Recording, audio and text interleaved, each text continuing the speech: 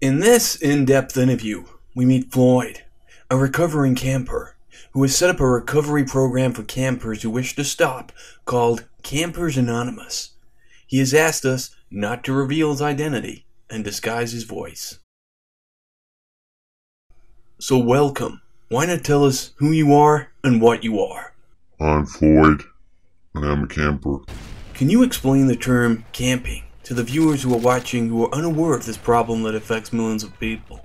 A camper is a KD whore and a coward who lacks the skills to acquire his target in straight gunfights, so hides with his back to a wall in one spot, usually prone with a silenced weapon.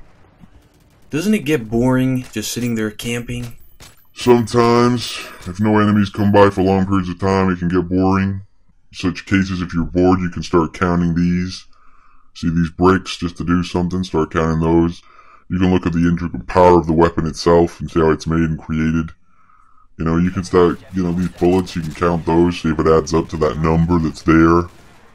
Whatever, count sheep, work out hard math in your head.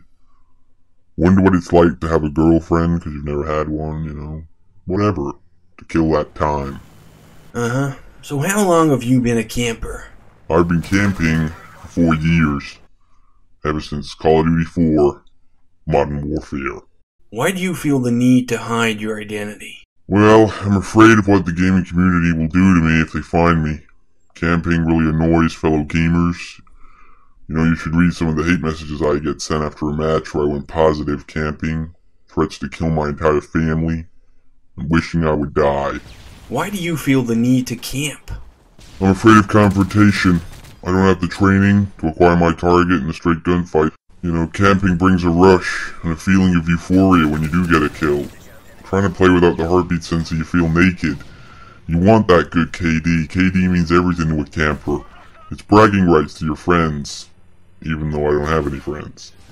When did you realize your camping had spiraled out of control? It was a one-on-one free-for-all in Black Ops. I got in my favorite camp spot and started aiming down the sights. I didn't come across the other guy for the entire time limit of the match. Turned out he was a camper too, and we both spent the entire match staring down the sights, waiting for the other to move. It was then I realized I had a problem. So tell me, Floyd, do your family and friends know about your illness? Only my mother, and she has since refused to contact me until I fully recover. How has camping affected your personal life? It's made me a real-life coward. I'm too afraid to approach women as I camp at a corner and hope they come to me, but they don't. Once I started the early months of the 12-step program, I found them especially difficult. Typically, an addict in early recovery replaces an addictive substance with a new one, so I actually went out and camped for real, and almost got eaten by a bear. Why did you feel the need to set up Campers Anonymous? I'm trying to spread the word, make people realize that this is a real illness and there is help out there. Let them know that KD means nothing in the real world, and take part in the Campers Anonymous 12-step recovery program, and you can get over this horrible addiction of being a camper. So tell us, what is the first step in the recovery program?